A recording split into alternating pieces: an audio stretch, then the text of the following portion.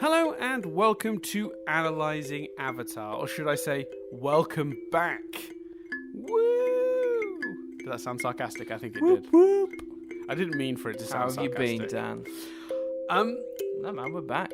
We're here. I've been good. I'm living off. What was it? What was that thing? A couple of seasons ago, I had a successful hot dog stand. I was like a hot dog mogul.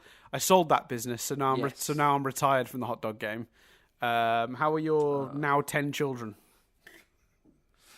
Well, they have formed a band, got into some drama and broken up the band. Oh no! And now they're doing a reunion tour, but they've pushed me out because they don't like the way I manage them. So, were you a bit overbearing? That might be your own fault. Yeah, because I kept insisting on covers of Hanson and Boyzone, and apparently they're having none of it. And I said, guys, this isn't that bad. I could be conning you out of all your money. I just want to hear Mbop and Love Me for a Reason. And they said, that's the Osmonds, Dad. And I said, well, Boyzone covered it. And they said, Boyzone covered everything. And I said, I'm not doing this, kids. And I walked away. Oh, you walked away? Wow. Yeah. Look, there have been more dramatic family arguments than that, but I felt very strongly, man. No one criticizes Boyzone on my watch, not even my 10 children. And what's funny about that is when you said 10 children formed a band and then broke up, you left there was a gap, and I nearly jumped in with, did they break up because you asked them to play Mbop, and then you then proceeded to do the same bit. Well, I realised as well, the parallels with other sort of famous family bands that I really had to okay, how can I make it clear that you're joking? I'm not doing a spoof of that, Christ. So yeah, I made it about that. It's good to know that we're for listeners who've had a big gap, not heard us for a little while, how our lives are going. Yeah, you got to inform people, haven't you? Yeah, happily retired from the hot dog game and feuding with their 10 children about Mbop. I would argue your situation's more interesting. Yes, but I think equally, a reality show. Well, the thing is, I don't want a reality show about your life now. I want the hot dog days, Dan. Yeah, they've just cast Sebastian Stan to play me in the biopic, though. Nice. And they don't realise that you filmed a lot of it all yourself and put it in a vault. You're very much like Prince in that way. Yeah. And all this hot dog footage is. I paid Sebastian Stan, had him do 9 hours of makeup every day to look remotely like me, and shot a movie that no one will ever see. No. To be fair though, when he asked me when the premiere was, and I said, Sebastian, buddy, no premiere. It's not. No one's seeing this. I got paid, so he seems happy. He got paid. He seems to be fine with it. So, yeah, he's fine. Suddenly, I feel like my hot dog mogul retirement situation is almost as interesting as your feuding showbiz family. Yeah, yours is actually a longer documentary. Mine is just 10 different kids going, I just don't fancy playing Mbop. and then the interviewer would go, what about the Boyzone thing? And they'd be like, he had that conversation with himself. We were willing to do it. And then there's a montage of them singing a really slow, beautiful version of Love Me for a Reason. And I'm just sat on my own. What is this impulse we have to self-sabotage, Chris? Because we only ever do this when we have a strict time limit. I know. I love it. Yeah, all right, for those listening, true. This is I promise this is an Avatar podcast. We will be talking about Korra in a second. Yeah, we should talk about it now. Talk about it now. How? So let's give me a recap and yes. Yeah. So, for those who are not remembering or have not seen it recently, or who are just listening to this without having watched the show, which, by the way, if that's happening, you're amazing. I love that. I have no idea what you're getting out of this, but that's incredible. But yeah, this is for the episode After All These Years, which is the first episode of a new book, Book 4, Balance. And it's the 40th episode total, Chris, of the show. This is the one, for those who don't remember, I mean, we talk about this every series, where every series of Korra, because it's sort of serialized in a way Last Airbender wasn't. The first episode is always one of those kind of moving the pieces around episodes, so it kind of becomes a question of how do you make that feel entertaining and like it has its own beginning, middle, and end. The answer often is not really. You can't you can't do that too much, but they get away with it. We'll talk about that in more detail in a minute. But this is the episode in which sort of what it's setting up is 3 years have passed since the events of season 3. The Earth Kingdom is rebuilding under Kuvira, who has taken it upon herself to form a sort of army and sort of go around dealing with the bandits and pulling the Earth Kingdom back together after the death of the Queen sent it into chaos all those years ago. She's on her way. She's got like 80-90%, I think they say in the episode, of the Earth Kingdom sort of under her thumb, and we witness as this episode progresses her acquire a new town with some arguably questionable bullying tactics. Meanwhile, back in Republic City, Prince Wu is getting ready to... he's like the 5th cousin removed of the old queen. Like, he's like some distant relative that's now going to become king. And the idea is that because, Kuvira has gone and straightened out the Earth Kingdom, he can go back and be coronated. Exactly how Kuvira feels about that, we don't yet know. But that's what the people in Republic City seem to feel is happening. And Prince Wu being guarded by Mako, and they're all sort of gathering, ready to go back into the Earth Kingdom and get him on his throne. And they're expecting the whole gang to get back together, including Korra, and the episode ends with the reveal when Tonrok? I think Tonrok. Yeah, it's Tonrok. Yeah. I always get Unalok and Tonrok's names backwards, but it's Tonrok. Tonrok shows up and he's like, where's Korra? They're like, well, we thought Korra was you. He's like, I thought Korra was with you. And then we end on a big laugh, like a laugh track, and they all sort of belly laugh and it freeze frames. No, sorry, that's not what happens. We reveal that Korra's been missing for about 6 months. She's been telling each group that she was with the other, and we find out she's just been cage fighting badly in that time. She looks really beat up. She looks really miserable. And someone's like, whatever happened? You look a little bit like the Avatar. She's like, I hear that a lot. The guy's like, wow, whatever happened to her? She's like, I wouldn't know. And then she walks a full moodily. It's interesting setup for a season. It's an episode sort of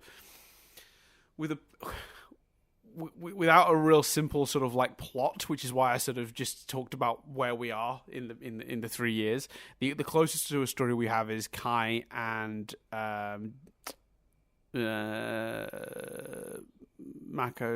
Bolin's girlfriend, whose name Opal. Kai and Opal trying to keep this one town protected from bandits, and Kuvira refuses to help until they sort of pledge allegiance to her. That's kind of the plot, I guess. We'll get into the details of that later in the Opal Bolin stuff. But overall thoughts, Chris? How did you feel about this first episode of the series? Yeah, I thought it was good. I thought it's not astonishing, but it's that classic situation that we're in sometimes where I think if I'm just watching this blind, and not for a podcast, and it's all available to binge, I finish this episode and I go, oh, cool. Sets up where we're going. Sweet. And I play the next one. You know what I mean? I'm not sat there going, that was incredible. That was the best episode of Korra ever. But equally, I don't think there's much to complain about either. I think it's structurally sound. I think the new characters are set up well and intriguing. Mm-hmm. And as you say in particular, we're moving those puzzle pieces around. And that's enjoyable. It's fun to see where we're going. I like that there was a time jump. Yes, I think that was very good. I think it's a much weirder, not weirder, but I think it's a much harder start to the series if we begin immediately after, and Korra's in a really bad way and rehabilitating and stuff like that. I think this time jump makes a lot of sense. In fact, the spirits and the humans are living more in harmony. Mm-hmm. So I enjoyed that too. I think it's really good. I think the time jump aspect makes for a really interesting series to dive into. And I think, well, I suppose she hasn't technically been set up as a villain, but the Earthbender that's slowly taking over seems pretty villainous to me.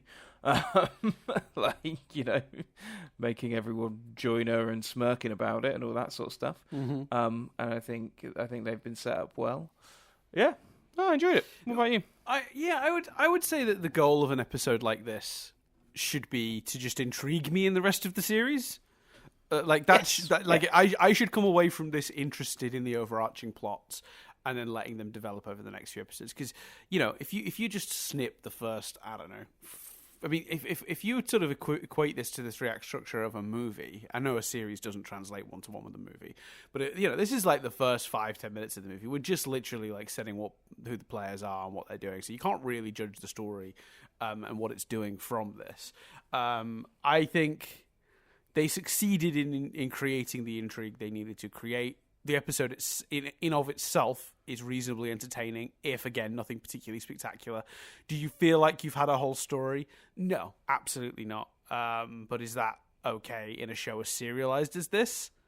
Yeah, I think so. I think that's fine. I think that's pretty much what we've said. I'd have to go back, but I'm fairly confident we've said something akin to that with previous Korra opening episodes also. It wouldn't surprise me to learn that this aired as a two-parter with the next one. Well, we can talk about that now. Actually, we might as well. So when it went out, and if you're remembering now, this is a show that is an online initially show. So this episode aired on the 3rd of October. The subsequent episode, Korra Alone, didn't air until the following week on, I've got the date here, the 10th of October. But when they got their television airing, finally, in late November, the same year, 2014, they both aired on the 28th of November. So that makes sense. It's an interesting one, because I do think when that happens, you should consider that. But if you were watching it online, there was a week between the episodes. But when it came to their television broadcast, they got stuck together. If you're watching it online, you're very invested, aren't you? That's a fair point. Yeah. I guess you're right, because I guess if you're not necessarily already very invested, like if you've already waited until November when you could have watched it, like, because if you look at the gap, it's nearly 2 months. So 3rd of October, this episode aired. The air date on television was the 28th of November, so that's nearly 2 months later. Sort of 7-ish, 8-ish weeks. Like, that's a fair point. If you haven't already watched it, then they need to do some cajoling to get you to stick with it, right? Like, they need to do a little bit of, like, nudging you in the side, going, So they aired together. Actually, let me just check. They didn't air more than 2. It wasn't like they didn't just do like it's Korra Day and air everything on the one day, did they? Oh no, they might have done, because the Coronation also has a television broadcast date, which is the 3rd episode, is November 28th. Wait a second. I'm glad I checked this. Oh no, okay, they aired 3 episodes on the first night. And then did the same thing a week later on December 5th. Okay, so they were airing these in batches of 3 when they finally put them on television. That's insane. I don't know why they did that. I think it is definitely an episode that, there is some good action within it. There is, the town and the action as well of the way what's the name of the new earthbending lady who's tried Kuvira. Pardon, sorry? It's Kuvira. And she's not new. If you remember rightly, we commented on her last season. Basically, last season I think it was like towards the end of the series. Oh, is it her? Yeah, towards the end of the series, they were like, "Thanks for that, Kuvira," and she was like, "No problem." And we were like pointed out that it was weird to name a character that didn't seem to have much relevance to that story. Although she appeared earlier in the season, she'd appeared earlier in the season as like in like a non-speaking role where she was just one of the like guards in Zaofu that they were like, go chase after them, and then she right away, sir, and left, not named, not referenced. But then she gets lines. Just a couple at the end of the previous season. So this is who this is, Kuvira, the Great Uniter. Koovie Poos. I remember her. Koovie Poos. Oh, that's going to stick. I like that. I think the action scene where she captures them. Yeah, it takes down the bandits. Takes down the bandits and metal bends their mouths and stuff. And, yeah. And their hands, and then whips all those off, and then someone speaks and she whips it back on there. Like, I thought that was great. I think there are some great. There's not particularly set pieces, but there are some great moments of action in here. The two airbenders as well. Taking on and protecting that town. Like, it's this episode plays really well in a modern kind of more binge watchy culture. It sets up the pieces. There's like I say, there's no flaws with it. Is it the most amazing episode? No, but I think it does the job brilliantly. And I think, like I say, if you're bulk watching, I think this episode works really well. Yeah. And I think when a show is this serialized, I think you have to acknowledge that these sorts of episodes are important in creating your investment so that later episodes aren't just good, they're amazing. Do you know what I mean? Like, later, the more you get invested in the characters, because the more time you've spent with them, the more you understand them in moments like this, the more the more impact the rest of the season will always have. When people always say about skipping episodes, I'm always very reluctant to say that episode skipping should happen, in any show. And I know this happens a lot in anime. People talk about filler arcs, and sometimes they are really filler arcs. Like, they are just like, it's like a different time, a different place, different characters for 4 episodes just because they ran out of manga. That sometimes happens.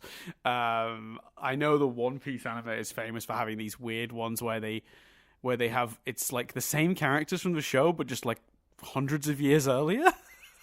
Like in some sort of weird Western version of the show. It's bizarre. And I know people don't care for those. So yeah, I know this sort of thing happens. But I think in general, like, when people want to skip episodes that are actually part of a show, I always think, like, you're actually hurting your enjoyment of the final thing, I think, because you are missing character moments. So let's, with that in mind, let's talk a little bit about Kuvira. So, Kuvira met briefly last year, part of the Metal Clan, not sort of ignored in this episode. We will come to that. You mentioned, you think you're getting evil vibes, you're getting bad vibes from Kuvira. I think that's right. I think that's what the show is indicating. Nothing overt, nothing mustache twirly. She didn't murder people or anything like that. But her tactics seem cruel. She, rather than saying to that town, we'll stick around and we'll help you, and while we're doing that, maybe consider joining us. And because they've been nice to them and they've helped them when they didn't have to, then maybe the guy would be like, you know what, we will join you because you've helped us. Instead of, sort of, it's the old, what is it? You catch more flies with honey. Kuvira is not being nice to these people. She's like, all right, you don't want our help? Cool. Good luck. And then leaves until they're desperate enough to absolutely need her help.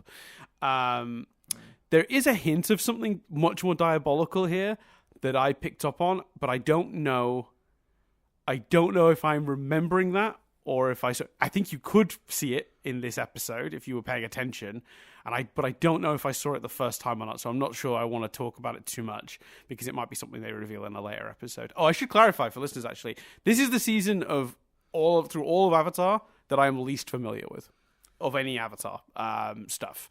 I have only seen this probably the once that it aired, maybe one other time after that, but really close to its airing. Because I used to do a thing where when a new season of Korra would air, I'd watch in the build-up to Korra coming back, I would rewatch the previous season. So when season 2 happened, I watched 1 and 2. When season 3 happened, I watched 1, 2, and then 3. And with 3, I had 1, 2, and 3. So every season of Korra, I know a little bit less than the previous one. And this season is really a lot. I've got a lot of gaps. So there's, for once, I'm almost in Chris's shoes where I'm I don't 100% remember where any of this goes. So if I do speculating and you guys go, Dan, you've seen this, it's because I forgot. That may happen as the season goes on, because as Chris knows, I do love a good guess. But I think I think it's kind of clever to make Kuvira seem menacing without outright going she's definitely the villain. Because I think they're still open enough for Prince Wu to be more to be a problem for some reason. Like you can see problems brewing, but I don't think there's enough information either way for you to actually like outright definitely know where the problem is. And that's kind of clever to set her up as like you're uncomfortable with her, but you almost don't know why. Yeah, for sure. And I think it's a really good balance. I could see someone watching this and sort of not saying she's the villain. It's mainly the look after she gets those guys to join her, and almost the look to camera of like, my plan. You know, she might as well be stroking a cat. But it's that's a James Bond reference for anyone like, what the fuck's he talking about? It's just it is occurred to me that might be a slightly older fashioned reference now, and I guess like to a young person who doesn't know that reference, they'd be like, why would she be stroking a cat? Why would that make her evil? Yeah. I think she's set up very well. What do you think to the decision to not feature Korra? Yeah, because I think that's probably also one of the reasons it feels very much like chess pieces. Episode 1 probably works best in bulk because obviously, you know, technically we haven't got our main character for the entire episode. Yeah, but I think with this show, Korra has always struggled in her position as main character. She felt most comfortable in that role last year when the writing was much more on point. Her growth in the first 2 seasons was so uneven. Her arcs were so messy that it was like she's the main character, kind of. We're told, but the actual evidence on based on the content of the episodes, that wasn't always the case. It took Nadia. I watched this with Nadia. I watched it again today. Well, I watched it with Nadia last week because we had a recording that we got moved. But so this is my second time watching it today. But when I watched it the first time with Nadia, it was about 15 minutes into this 20-odd minute episode when Nadia went, "Oh yeah, Korra's not been in this yet." Nadia just didn't notice, and I think that says a lot. I think that's okay. I think, especially because of the way they end it, it's a really smart choice because the whole episode, like, someone maybe a little more switched on than Nadia is going, "Where is Korra? Like, they said she's coming, but where is she?" And then you build up to that reveal, and then it feels way more dramatic when Tonrok's like, "What do you mean?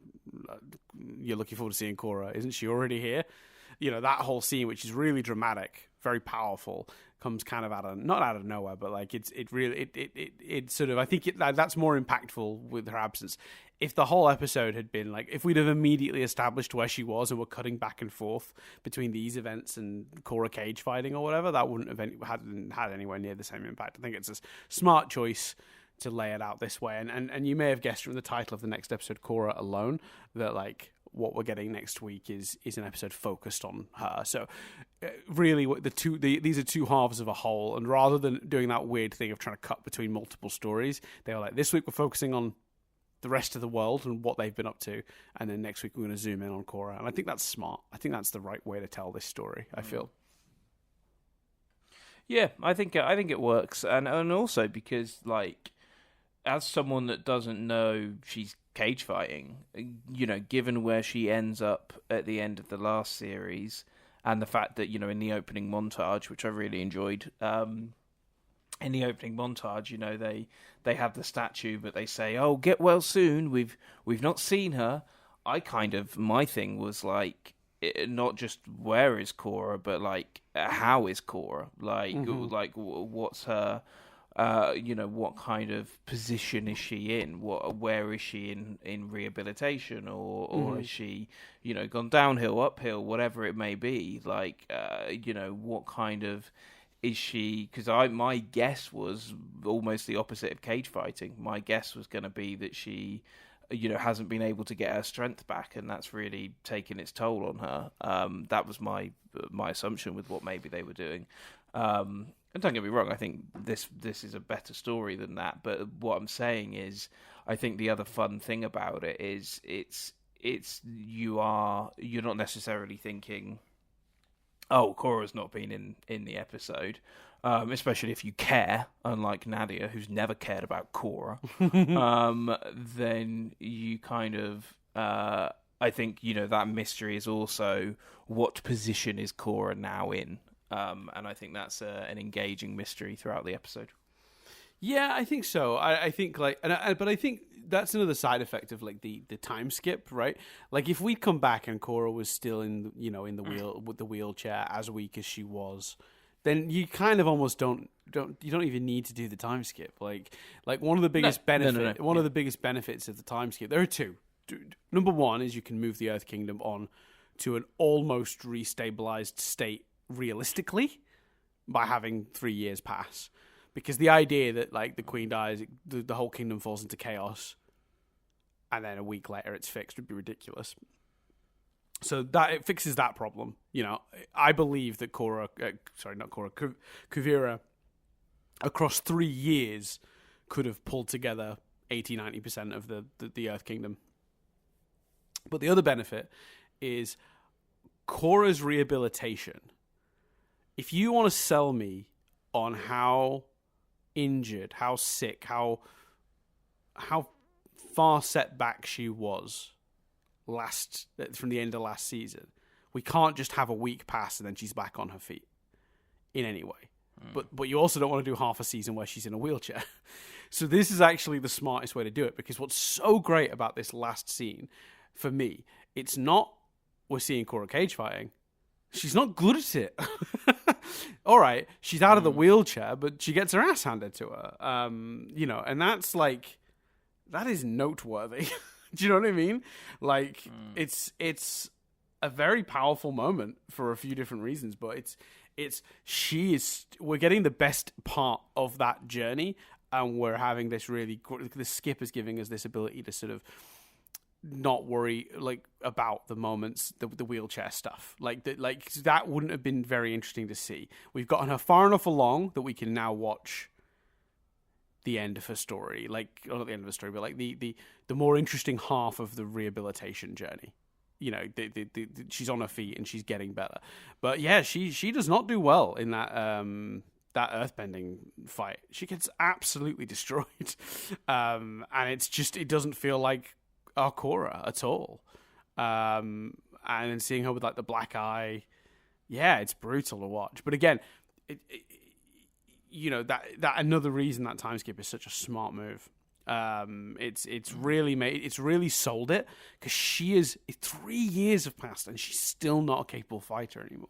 That's brutal. Like, that's gonna be hard. What that's done to her as a person, you can see how miserable she looks at the end of the episode. Like that darkness coming through, even the way they animate it, the way that the dialogue is delivered. She's in a dark place, and like the fact she's been like that for 3 years, that's so much more powerful to me. So yeah, I think not only do I enjoy that we've had a time skip for the practical world building reasons, but from a character perspective, it makes me absolutely fascinated to see what they're going to do with Korra. And Janet Varney, who always does a great job with Korra, did an amazing job selling me on that in 2 lines of dialogue? Is that how many lines of dialogue she has? 2? So we were. I was kindly being given a cup of tea then, and the door was noisy to shut. Jess, thanks for giving Chris tea. Cheers. I will pass that on. It's like the 2 lines at the end, but it's done so well, especially like you say, that last line. Let's pull it up, see what it is exactly. Hold on. And very quickly, while we're on the point of cast, obviously the cast are always good in this. We like the cast, but I want to give a special little nod to Zelda Williams, who is indeed Robin Williams' daughter. She voices Kuvira and does an amazing job. Brilliant. She says, what happened to her anyway? And she says, I wouldn't know. Like, it's so powerful. Like, it's brilliant. Yeah, she delivers it. The defeat in her voice, but just knowing that she's been like this for 3 years is like absolutely incredible. So yeah, big fan of that element of it.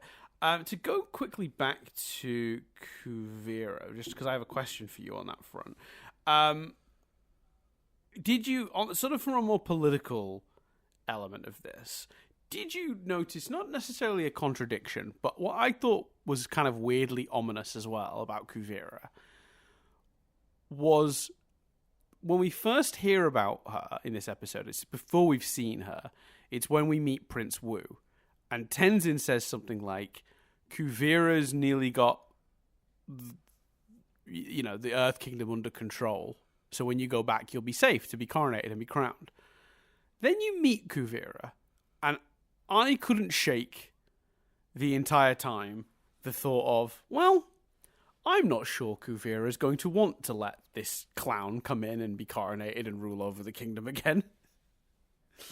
It felt ominous because they sort of establish her in dialogue like she's doing she's doing the straightening out of the Earth Kingdom for his benefit, so he can go back and rule with a united Earth Kingdom. But when you meet her, you sort of start questioning whether she would want to do that, because it doesn't really gel with this great uniter role, standing in front of the flag, sort of like posing almost like, it's something about it.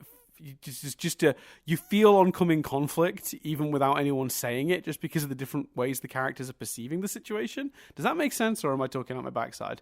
Did you feel that stuff? No, it makes complete sense, and I think pitting Marco and Bolin on different sides of that.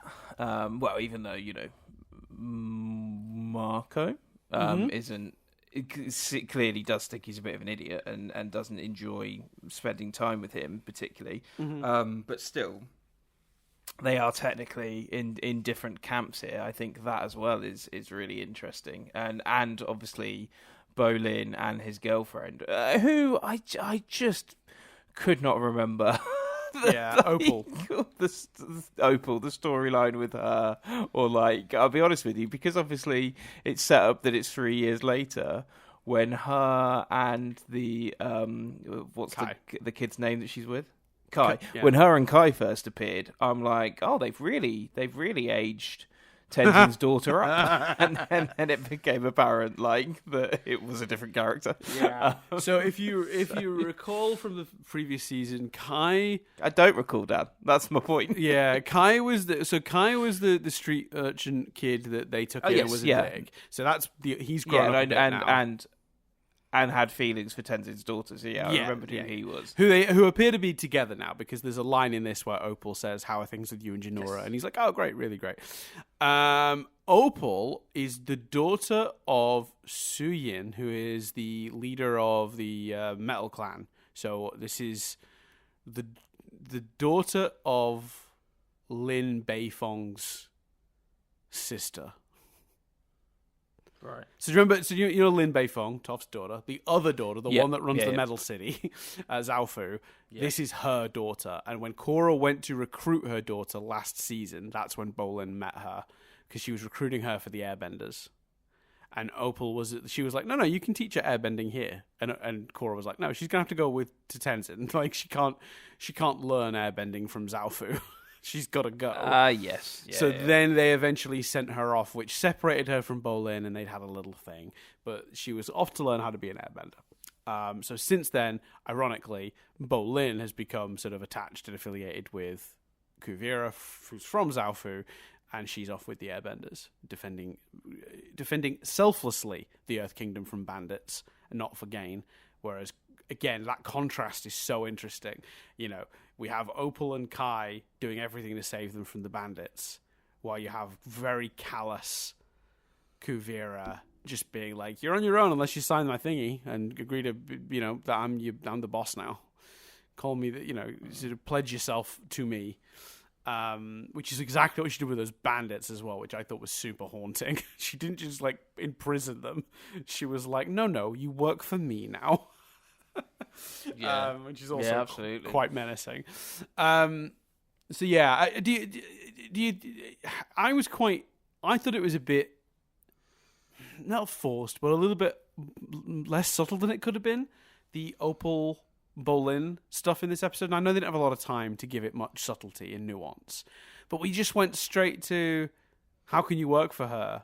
Oh, she's uniting people. And that's good, and then like her looking angry at Bolin as he gives food out to them. Like, it felt like it probably, we could have maybe gave that an episode or two till we got them to this point where it's a bit like this overt. I don't know, it felt slightly rushed to me. Am I imagining that, or did you feel that too?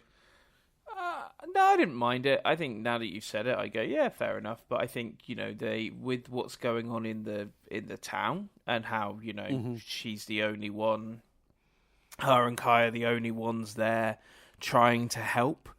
I could understand why her attitude is then, well, hold on a minute, come help. And the fact that she's not willing to do that grates on her. I think that makes sense. And look, I think I would rather have the time jump and sacrifice a bit of seeing that relationship develop than not have the time jump. Because of everything the time jump offers, Yeah, that's fair. That's fair. Do you like the new... So I think... Go on. So I just think, like, it's part of... like you, it would be great to see... It would be great to see, an episode or two of them... maybe it being less over and them still getting on, but still then realizing they might be about to differ. But it feels, they've had 3 years from the characters' point of views, and this is the meat of it. Let's get to the meat. Yeah, I guess it is. I guess it is a little bit like the Korra thing, where it's like the benefit of the 3 years is we don't have to do the establishing stuff because you assume, like, she spent 3 years going from wheelchair to getting beaten in cage fighting, and I guess here we can assume that this tension that's brewing between them has been brewing in that time also. So I guess it doesn't need to be there. It just, I don't know, for some reason with that sort of stuff, like when it's between two characters, I like to see it devolve. And I like to see it sort of start as a subtle, like they're noticing the problem, and then it becomes more, well, I guess we've kind of skipped to that it's becoming more step, and that's fine. You're right. You can justify it for sure. Maybe not how I necessarily would have preferred it to flow, but yeah, it makes sense and it works.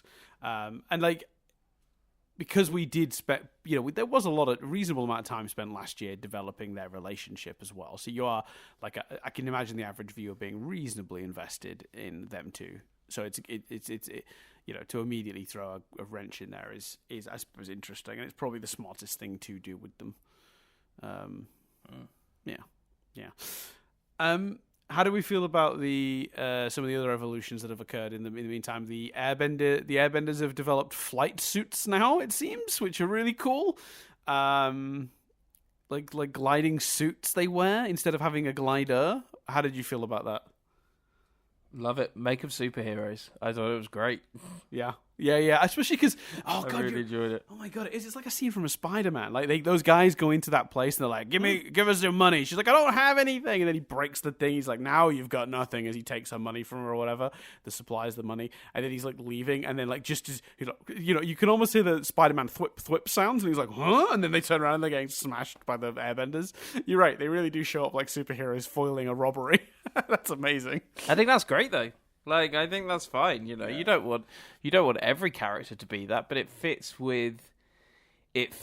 And if you think about how, it fits with the lessons learned last year about airbending and what it should be, and it's a very. I think if you think about where we left off airbending in this world, it's a very logical conclusion. I think that they would become air-based superheroes. Yeah.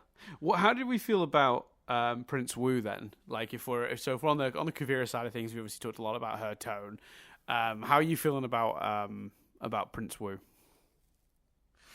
I think it's interesting because I think what's interesting about his character is he's fun. I think juxtaposing from the last Earth Kingdom ruler we saw, so quite different in that respect. I think it's interesting because obviously to some degree, I would almost be more interested to ask you, because to some degree the character is essentially filling the same role as the entrepreneur-y guy who keeps getting in prison. What's his name? The one you love. Oh, Varric. Yeah.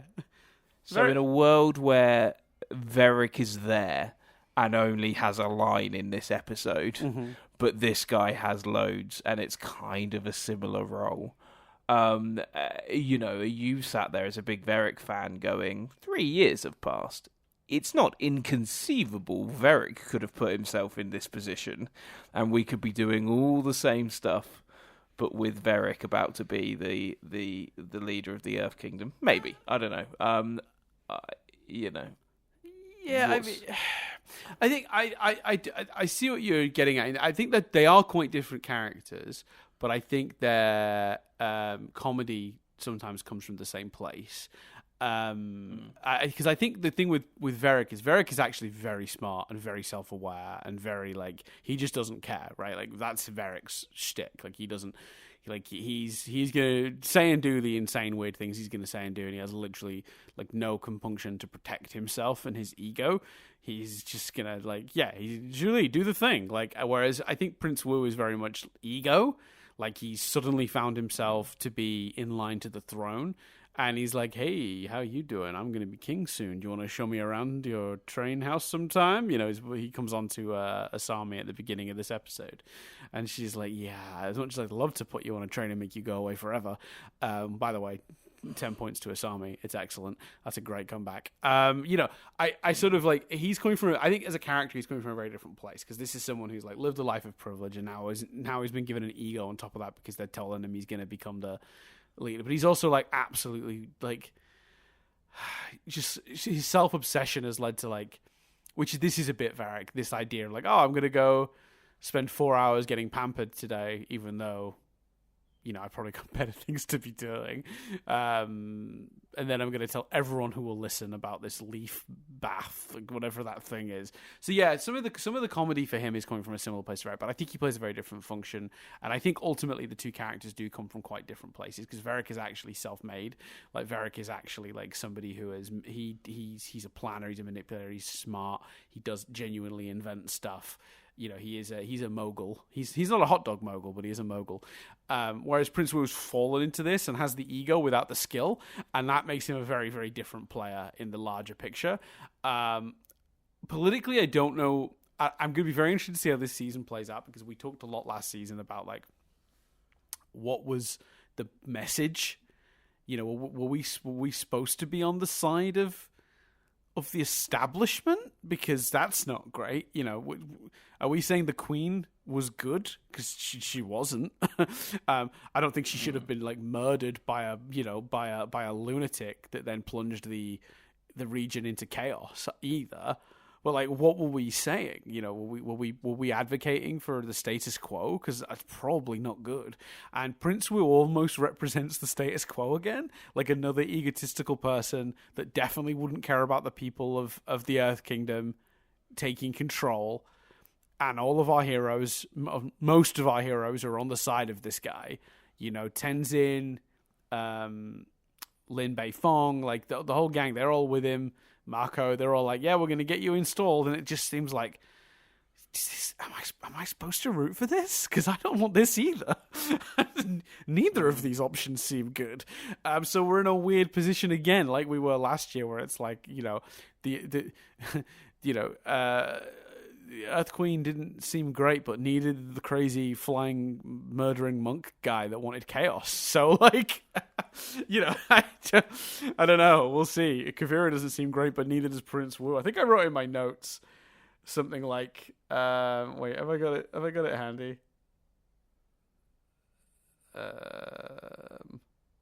I feel bad for the Earth Kingdom. The other. One option is bullying people into joining. The other option is the dipshit prince. Yeah. So it's that Bo Burnham song all again. You really got to make me vote for Prince. That was his name, Prince Wu. How is the best case scenario, Prince Wu? Well, that's the thing. It's a kingdom, so he won't be voted. His position is bloodline. His position is relation to that lady, and that's also not great. So yeah, I don't know. Like, it's really interesting to see how they're gonna deal with that as it goes on. And I don't 100% remember. I remember some of the big key turning points of this season. And I've got a lot of very vivid memories of the finale. I think the finale is a real you know, a real tip-top like finale. I remember being very satisfied with the show as it finished. But some of the back and forth for this season is very fuzzy to my memory. Very, very fuzzy, vague. So I don't 100% know what they're going to do with the Prince Wu character. So I'm interested to see. Because I think there's a version of this where this egomaniac kid that's suddenly found, like, through the trials and tribulations of this season, comes out a compassionate leader. And that's okay. Then that's okay. But obviously they haven't done that yet. Right now, he's just the dipshit. So, yeah, I enjoyed watching him frustrate Mako, though. That was good. Like, when Mako, my favorite joke of the episode, and it shouldn't make me laugh because it's so stupid, but sometimes I just love a stupid joke. Makes me happy. When he gets hit by the pie and he tastes it, and Mako's like, it's strawberry. He's like, oh, thank God. And he goes, oh, no, I'm allergic to strawberry. And he falls over. And Mako says something like, no, you're allergic to, like, and then it's like something completely to bee stings. You're allergic to bee stings. Like, how is it possible to get strawberries and bee stings mixed up? Like, I walk into a store and I'm just like, oh, I better buy some bee stings. Oh, silly me, strawberries. I'd like a pie, please. What filling would you like? Bee stings, if that's okay? No, sorry, strawberries, the other one. So it's kind of like this is just such an absurd moment. It made me laugh a lot. So yeah, he's very funny. Obviously no replacement for Varric. I don't really foresee a version of this, though, where Varric... I could see a version where Varric is Kuvira. I could see a version where Varric has gone around using his technology, his corporations, his savvy to sort of unite the Earth Kingdom and, you know, be sort of like being insipid in the background. I couldn't see him replacing Wu on the other side of that table because, of course, you know, there's a bloodline element of that, and I don't believe he's from the Earth Kingdom. I think he's from Republic City, if I remember rightly, Varric. Oh, no, maybe he's from the Water Tribes. He might be Water Tribe, you know. I think he is Water Tribe. But anyway, really interesting. We'll see how Prince Wu plays out, but I'm kind of fascinated to see, like, the exact details of what they do with him. Because, again, I only remember broad strokes. I don't remember detail. And he's a very fuzzy part of my memory of it.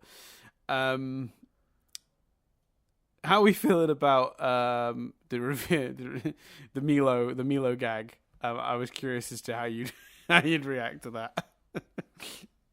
Oh, I thought that was funny. Yeah. I'm now a man thing. Milo the man, and then it plays, like, guitar music while he's, like, got, like the drawing behind him changes from, like, a kiddie, like, coloured in drawing. It's like a badass drawing of dragons or something. Yeah, I thought that was fine. I've never really minded the Milo stuff. Like, even the farts. Like, Milo comic relief, still comic relief, fine. Great. Yeah. No problem. Yeah. Have we covered most of the things from this episode? I think we might have. Let me skim my notes quickly and just double check that I haven't missed anything. But I think is there anything particularly else you wanted to bring up from the episode? No, I thought Asami was, as you kind of already said with her comeback, I thought Asami was kicking ass throughout. Oh, well, here's a question. Here's a quick discussion, Dan. Quick discussion. Shall we do a little? You want to do a little pew pew noise? Oh yeah. Wait. Why a pew? Quick discussion. Pew pew. Because quick discussion. Pew pew. That's a reference to a different podcast, but I like the. Do you feel? Is it my imagination? Yeah. Or have they aged up Asami a bit?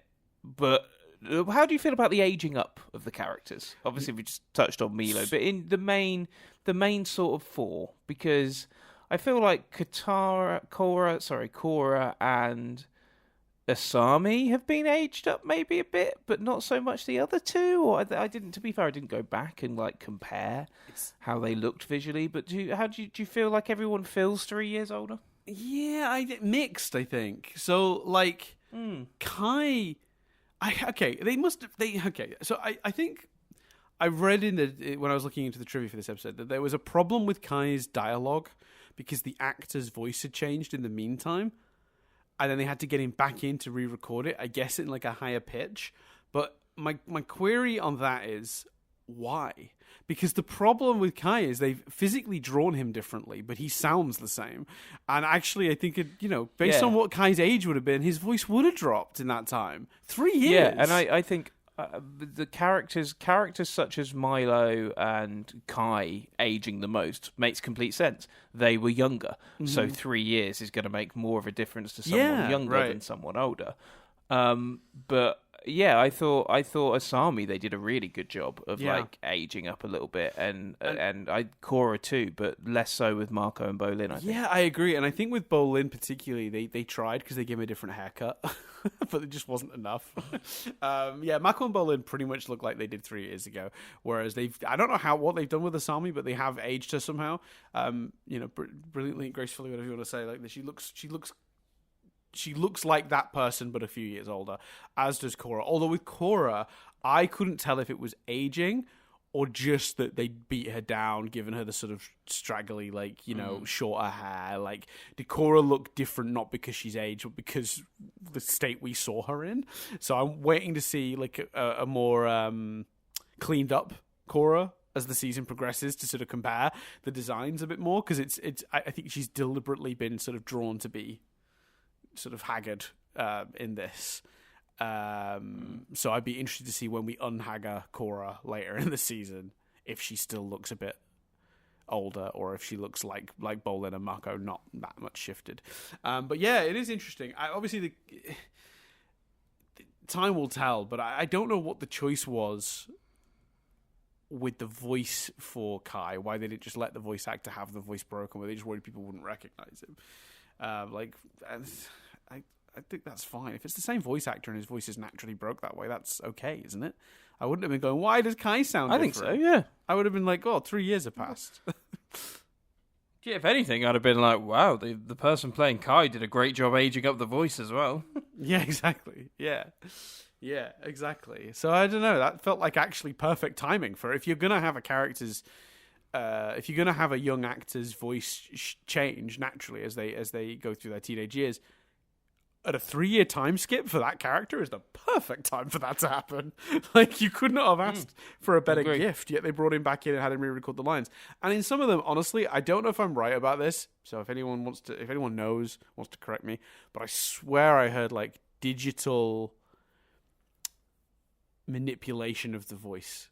Like, I heard weird little peaks and almost robotic little tones inside that I feel like someone's gone in and pitched him down slightly, and I'm not certain, but if anyone's more a bit more of an expert on audio and how that works and how to like identify that sort of stuff, if you happen to know, let me know. But a couple of times when he was speaking, I thought I heard that, and that was before I'd even read the trivia. I thought he sounded a bit odd. But anyway, I think they've aged him reasonably well, with a question mark over Mako and Bolin, basically. I think everyone else seems to have aged, I think, the correct amount. Yeah, I think so. That's where I'd land to. I'm trying to think if there's any other details. Obviously, we've got the new big train system. That looks cool. Clearly, courtesy of Varric. Varric is obviously working with Kuvira. We haven't really talked about that. It makes sense that if Kuvira was going to unite the realm, she was going to need both people and technology. And the idea that they've got a big train system running, and I don't know if you clocked this little nugget, connecting it to Republic City to increase relations and trade and such. Now, considering Republic City, many, many years ago, was an Earth Kingdom territory that was taken by the Fire Nation, and then when the Fire Nation were defeated, was turned into a sort of a neutral territory. If you remember rightly, the Queen felt very strongly that Republic City should still be in the Earth Kingdom before she was brutally murdered. And Kuvira was very deliberately this week saying, I will not rest until the Earth Kingdom is united again. And I wondered, when I thought about linking a train to Republic City to give her access, was maybe not as smart as it sounds on the surface. Yeah, that's fair. That's a good observation, Dan. Yeah. When they said that, I went, oh, okay. But I honestly don't know if they do that or not. Again, memory of the season super vague. I could be partially remembering, partially putting it together. I don't know. But when they made that line, I was like, And actually, I didn't spot it on my first watch, but on my second watch, I did. So yeah, interesting.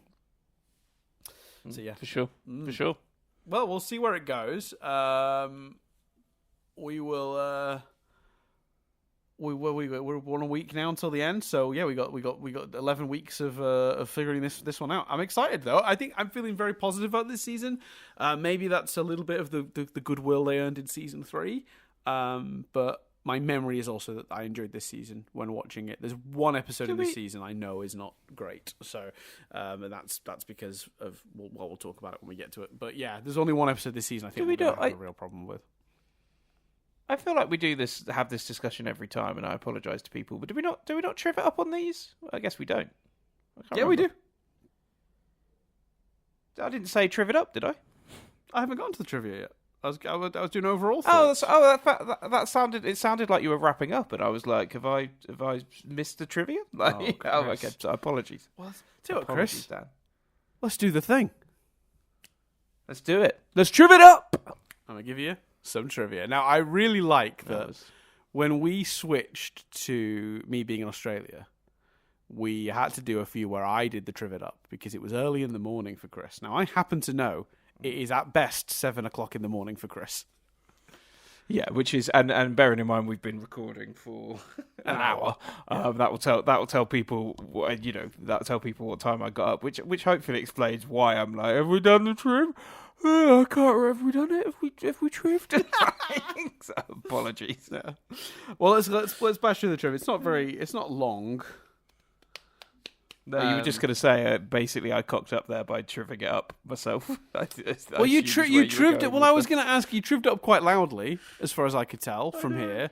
Do you think neighbours are going, it's 7 in the morning, mate, give it up. No one listens to your dumb podcast. Quite possibly. They're looking for a podcast called Triv It Up. Like, I can't find this guy's podcast anywhere. Yeah, I want to give it a negative review on every platform I can find. Revenge! Let's get the trip done. So, the logo on the floor during Korra's cage fight is actually the same one that was on the ground during the Earth Rumble, which was like the wrestling thing in the Blind Bandit episode of the original show. And I think that's really funny, even more so in a modern context, because when this episode first aired, that doesn't make a huge amount of sense, because generally speaking, professional wrestling, the sort of fake pageantry storytelling version of a combat sport, is quite different from UFC, cage fighting. But both companies are currently owned, both WWE and the UFC are owned by the same company now in real life. So actually, that's become even cleverer by accident. So that's really interesting. Because I think if that hadn't happened in real life, I'd be sitting here now going, as if the same company that ran the sort of like professional wrestling is the same company that owns the cage fighting. Get out of here. But that happened in the real world, so I feel that's more likely now. So there you go. So it actually seems perfectly reasonable. Yeah.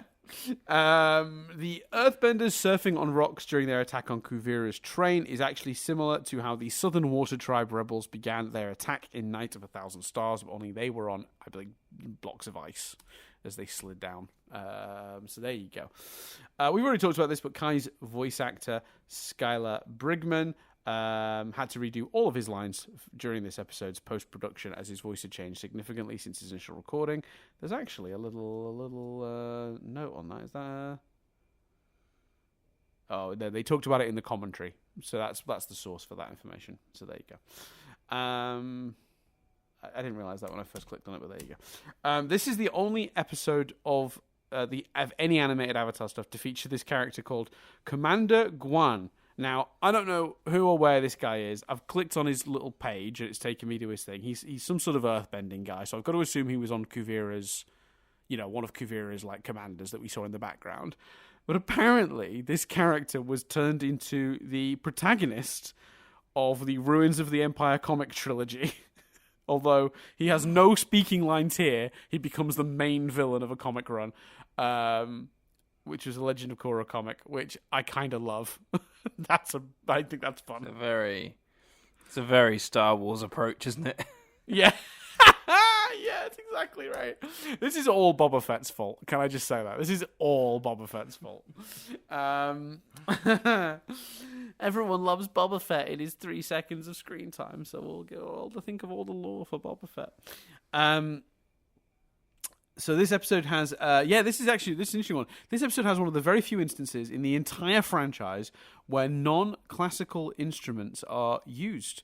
There is an electric guitar used in this episode that plays during the moment of Milo self-aggrandizing. Composer Jeremy Zuckerman has been described by Brian Konietzko as first and foremost a metal guitarist. So I think that's pretty interesting. That makes sense. It's also, I mean, it works in the context it's used. It's also done very short, quickly. It's not really part of the music of the show, if that makes sense. It was just a small little gag. I think if you're going to break the rule about classical instrumentation, that's the moment to do it. Right? Yeah, I'd agree. It's short. It's for a little gag. It's sort of in Milo's imagination almost, and then we move on. Yeah, I think it works. It didn't take me out the moment at all. No. So, with that in mind, Chris, it's time for feedback from last series. Do you want to do a little feedback from last series song quietly because your neighbours are already mad? Actually, you can do it really loud because you've already woken them up. No, I'll do it quietly. We got that sweet, sweet feedback from the listeners from before. We're gonna discuss it now. Feedback. I did a little dance while you did that. It's a shame listeners couldn't have seen that. I did a little sort of like a chicken wing dance. Like I put my elbows up, one and then on the other side, just a little side to side. I think that's one of those things where if they rewind it back 30 seconds, close their eyes, they'll be able to see you dance. Yeah, agreed. And that's what they should do. Everyone now, hit that button on your phone that goes back 30 seconds, and let's hear it. Let's all of you picture it, and then if you want, come on the comments of this podcast on the YouTube version, and tell me what you were picturing. Describe it.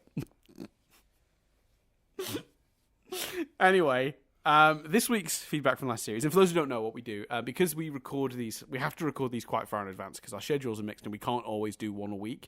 So to guarantee a consistent release schedule, we get way ahead, and that way, if there's a few weeks where we can't record, it doesn't matter. Because we banked a bunch, and then we'll do a week where we record 2 or 3.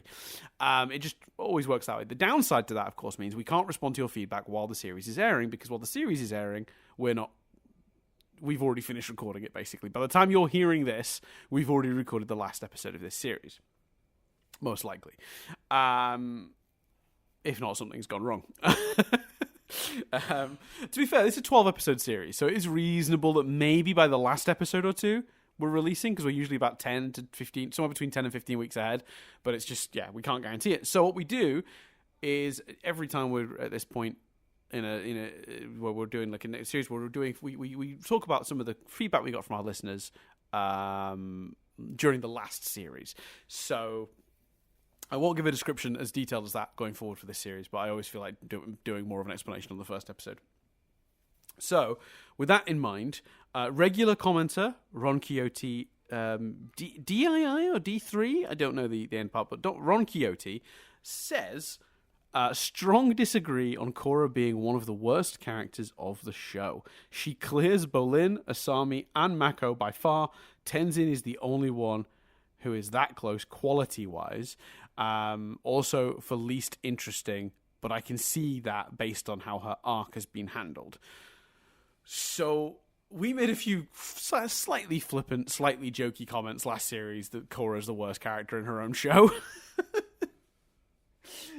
And I think to respond to that, I would like to first of all characterize it in more detail, because I think I don't know about Chris, I can't speak for Chris, but for me, when I say she's the worst character in her own show, what I really mean is for the main character, she really should be more interesting and more well developed as a character than she has been.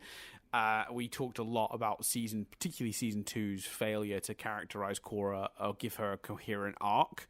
And that makes her frustrating to watch, because then she has these mood swings that it eventually become part of an arc, but only when the 3rd season decides to mature her, and you go, okay, she's grown. But then, like, we never saw that happen because the show never really properly did that, which makes her a very frustrating character to experience. So I don't think she's the most interesting character in the show either, but I do think she's definitely not, because of her arcs, she's not particularly like very well written, which, considering she's supposed to be the lead, is why I would say a sentence like that.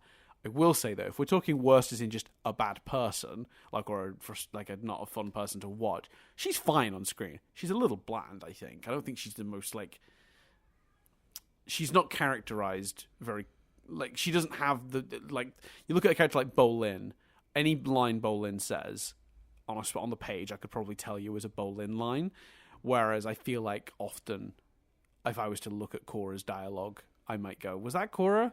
That could have been someone else. And that is she doesn't have that much of a sort of a distinct tone to her and the way she speaks and interacts with the world that in my opinion, or at least not that she's not got one, I guess more that she's got less of one than the people around her. Because in a world of big personalities like Tenzin, like Varric, like Bolin, Korra sort of almost comes across bland in comparison. I guess that's really more the issue. On her own, I'm sure she's fine. But I don't know. How do you feel about that, Chris? Are you regretting that we made that joke? Do you agree? No, I think I can't speak to how often I made the joke or anything like that. I can't remember. But I will say your assertion that it's I don't particularly dislike any character in the show. I don't think any character is a bad character. It's more about the writing, and I think the writing of Korra, in particular, Series 2, was just not great. So no, it's I back up what you said. It's more about the writing of the character for me than the character themselves. Yeah, because look at this. They seemingly are about to do some really interesting stories and write her well, and if that's the case, that's going to be awesome. Yeah, and I think they did a lot with her last year. Although a lot of it was isn't it clever that she's matured? Because Korra of season 2 wouldn't have reacted this way. So you're sort of the show isn't even letting you giving you the arc. She's just different now, and you go, oh, I guess she's grown up a bit. Which is one, it's really cool the way they've sort of evolved her, but we didn't really see that happen. So it's kind of frustrating. Also, it's a little bit of that. So yeah, I don't know. I maybe I'm wrong, but and I also do think in terms of just the scene to scene stuff, she does often suffer in comparison next to much sort of more specifically designed characters. When you think about Aang had such a tone, that childhood wonder, that Aang embodied, informed every scene he was in and every conversation he had. Varric's weird obsession with his sort of sneaky conniving ways, but also his ego and also his inventing informs his conversations.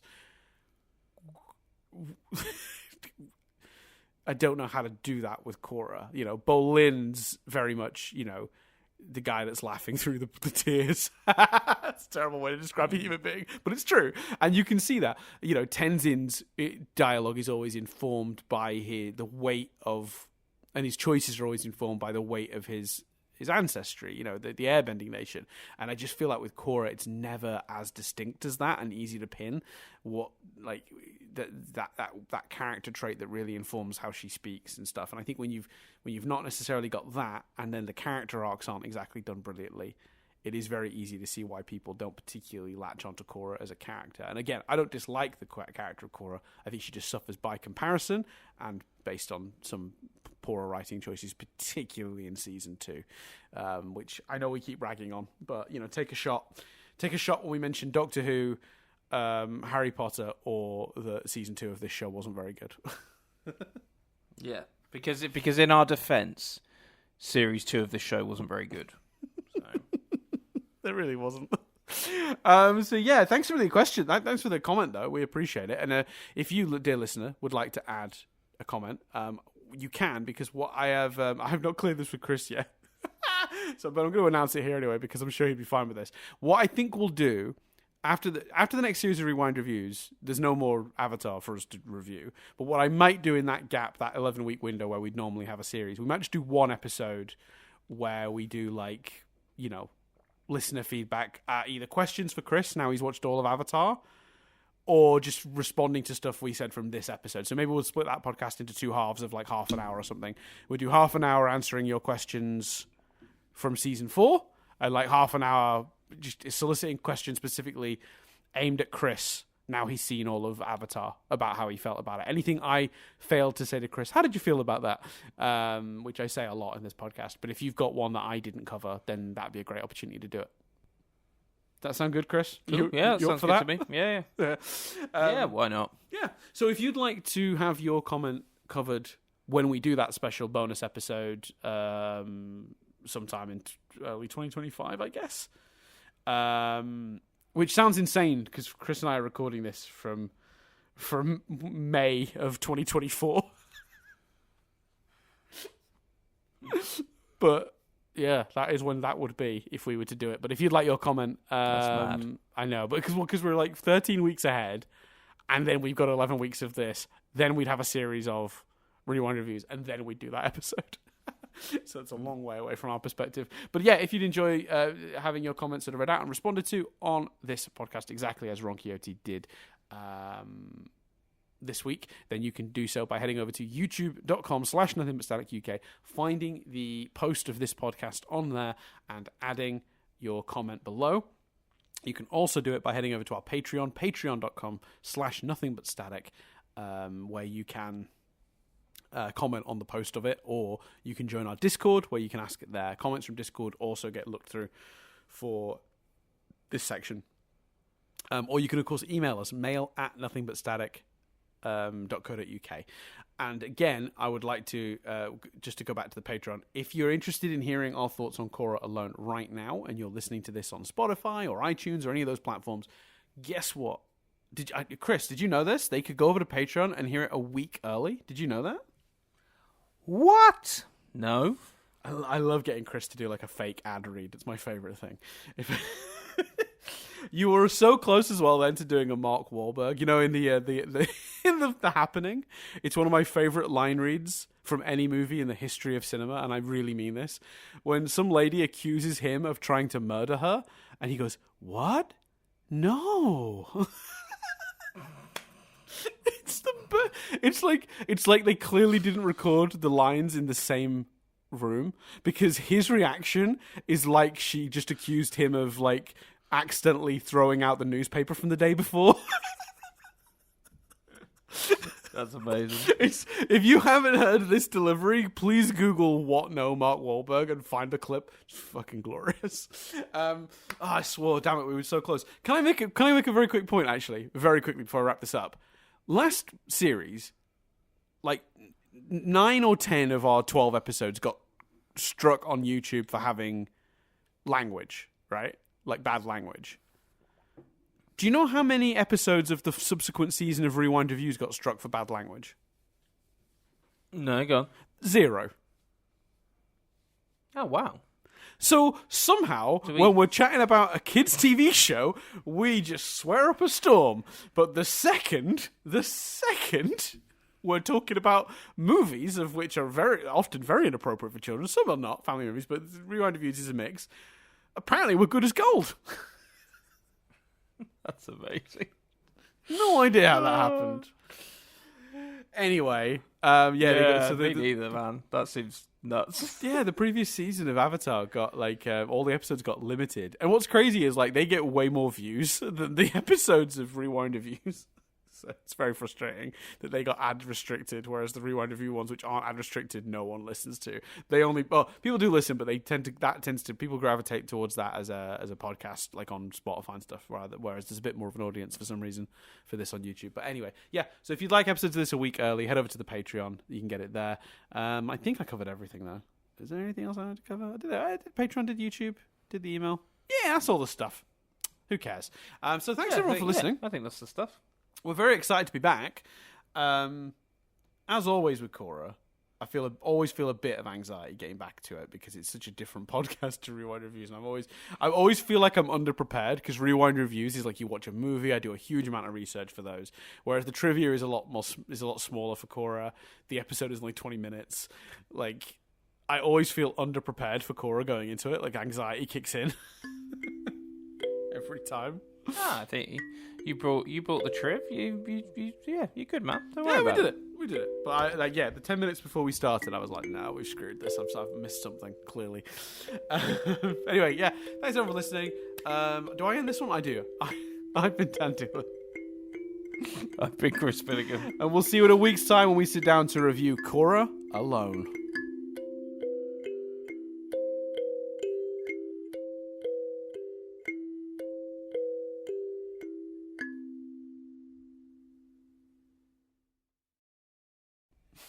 Yeah. Don't love me for fun, girl. Let me be the one, girl. Love me for a reason. Let the reason be love. Terrible. Bye. Bye. Good times.